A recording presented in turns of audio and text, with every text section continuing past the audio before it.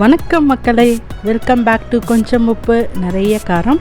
இன்றைக்கி நம்ம பார்க்க போகிறது ஒரு லஞ்ச் கோம்போ தாங்க. தேங்காய் பால் புலாவும் மீல் மேக்கர் யூஸ் பண்ணி ஒரு காரசாரமான கிரேவியும் பண்ண போகிறோம். வாங்க எப்படி பண்ணுறதுன்னு பார்க்கலாம். இப்போ ப்ரீ ப்ரிப்பரேஷன் என்னென்னு பார்த்துடலாம். 2 கப்பு சீரக சம்பா அரிசி எடுத்து வச்சுருக்கேன், அதை நம்ம சோக் பண்ணிடலாம். அப்புறமா மீல் மேக்கர், இதுவும் நான் நார்மல் வாட்டரில் தான் சோக் பண்ணுறேன்.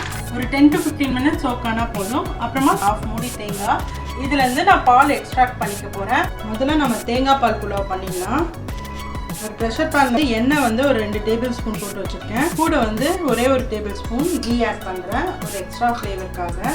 இதில் நம்ம 2 பிரியாணி இலை, ஏலக்காய் 2, ஒரு 4 கிராம்பு, சின்ன சைஸ் பட்டை, கடல் பாசி, இந்த ஹோல் ஸ்பைசஸ்லாம் போட்டு நம்ம தாளிச்சிக்கலாம். நம்ம போட்ட மசாலாலாம் நல்லா வெடிச்சிருச்சு. ஆனியன் சேர்த்துக்கிறேன். ஒரே ஒரு பெரிய சைஸ் ஆனியன் நீள நீளமாக நறுக்கி வச்சுருக்கேன், அதை போட்டு வதக்கிக்கலாம். முந்திரி ஒரு 5 to 6 முந்திரி எடுத்து வச்சுருக்கேன். முழு முந்திரி நான் உடச்சி வச்சுருக்கேன். அடுத்ததாக 4 பச்சை மிளகா ஸ்லிப் பண்ணி வச்சுருக்கேன், இதை போட்டு ஃப்ரை பண்ணிக்கலாம்.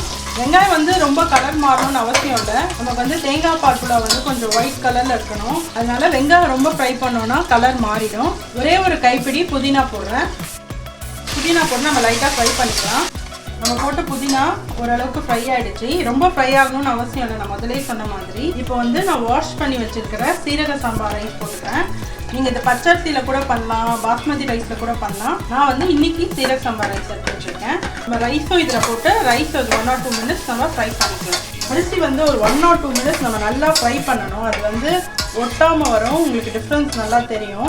கண்ணாடி மாதிரி பதத்துக்கு வர வரைக்கும் நம்ம ஃப்ரை பண்ணணும். இப்படி பண்ணோன்னா நமக்கு உதிரி உதிரியாக கிடைக்கும். அதுவும் இல்லாமல் அந்த ரைஸோட ஃப்ளேவரும் இன்க்ரீஸ் ஆகும். நம்ம போட்ட சீரக சம்பாவாக இருக்கட்டும், இல்லாட்டி பாஸ்மதி ரைஸாக இருக்கட்டும், இந்த மாதிரி ஆயில் கீ மிக்சரில் நம்ம ஃப்ரை பண்ணுறோம் இல்லையா, ஸோ நல்ல ஃப்ளேவர் என்ஹான்சர் அது.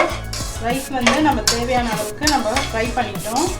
இப்போ நம்ம தேங்காய் பால் எடுத்து வச்சுருக்கோம், அதை ஆட் பண்ணிடலாம். நான் இந்த கப்பில் 2 கப் ரைஸ் எடுத்தேன், ஸோ அதுக்கேற்ற மாதிரி 4 கப் நம்ம ஆட் பண்ணிடலாம். 3 கப் தேங்காய் பால் 1 கப் நார்மல் வாட்டர் ஆட் பண்ணிடுறேன். இப்போ உப்பு போட்டுக்கலாம்.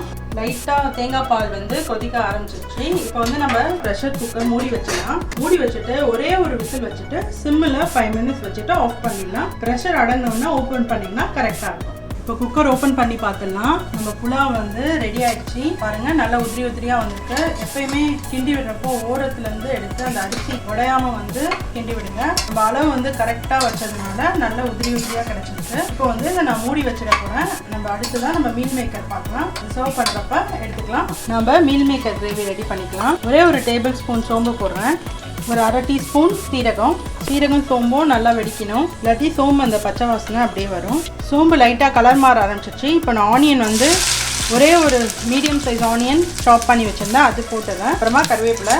ஆனியன் நல்லா கலர் மாற வரைக்கும் நம்ம ஃப்ரை பண்ணிக்கலாம். இப்போ உப்பு போட்டுக்கிறேன். உப்பு போடுறதுனால வெங்காயம் கொஞ்சம் சீக்கிரமாக ஃப்ரை ஆகும். அது மட்டும் இல்லாமல் டேஸ்ட்டாகவும் இருக்கும். இப்போது மீல் மேக்கருக்கு நான் இஞ்சி பூண்டு பேஸ்ட் ரெடி பண்ணிக்கிறேன். ஆனியன்ஸ் நல்லா ப்ரௌன் ஆகிடுச்சு, ரிச் ப்ரௌன் ஆகிடுச்சு. இப்போ நான் இஞ்சி பூண்டு ஆட் பண்ணிடுறேன். இஞ்சி பூண்டு பேஸ்ட் நம்ம வச்சு வச்சதை ஆட் பண்ணிடுறேன். இந்த ஆனியன்ஸ் எவ்வளோ நல்ல கலர் ஆகுதோ அதுக்கேற்ற மாதிரி நம்ம கிரேவியோட கலரும் ரிச்சாக இருக்கும்.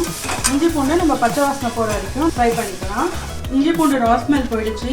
இப்போ நம்ம ஒவ்வொரு மசாலாவாக ஆட் பண்ணிக்கலாம். சால்ட் போட்டுக்கிறேன், மஞ்சள் தூள் 1/4 டீஸ்பூன், மிளகாத்தூள் 2 டேபிள் ஸ்பூன் போடுறேன், தனியாத்தூளும் 2 டேபிள் ஸ்பூன் போடுறேன், ஒரே ஒரு டேபிள் ஸ்பூன் குழம்பு மிளகாத்தூள் போடுறேன். உங்ககிட்ட குழம்பு மிளகாத்தூள் இல்லாட்டி சில்லி தூளே கொஞ்சம் ஜாஸ்தியாக போட்டுக்கலாம். 2 தக்காளி எடுத்து வச்சுருக்கேன், இதை நம்ம பியூரி பண்ணிக்கலாம்.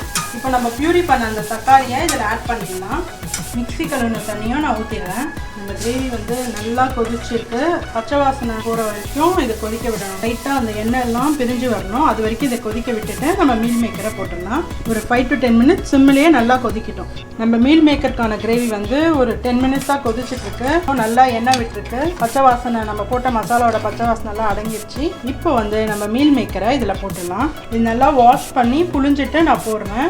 மீல் மேக்கர் குக் ஆகிறதுக்கு ரொம்ப டைம் ஆகாது. ஒரு 5 to 10 மினிட்ஸ் ஒரு மீடியம் ஃப்ளேமில் இதை நம்ம குக் பண்ணி எடுத்துடலாம். நம்ம கிரேவி சிம்மிலேயே ஒரு 10 மினிட்ஸ் நல்லா கொதிச்சுட்டு இருக்கு. இங்க பாருங்க அழகா எண்ணெய் விட்டுருச்சு. இந்த டைம்ல மீல் மேக்கரும் குக் ஆயிடும். இப்போ வந்து நம்ம இதுல வந்து கார்னிஷ் பண்ணிடலாம். கொஞ்சோண்டு கொரியாண்டர் போட்டு கார்னிஷ் பண்ணிடலாம். நம்ம மீல் மேக்கர் கிரேவி ரெடி ஆயிடுச்சு. ஒரு சூப்பர் கோம்போ லஞ்சுக்காக நம்ம இன்னைக்கு பண்ணியிருக்கோம். தேங்காய் பால் புலாவும் இந்த மாதிரி காரசாரமான மீல் மேக்கர் கிரேவியும் நல்லா இருக்கும். இந்த புலாவுக்கு கண்டிப்பா நீங்க இதை உங்க வீட்டில் ட்ரை பண்ணி பாருங்க. தேங்க்ஸ் ஃபார் வாட்சிங்.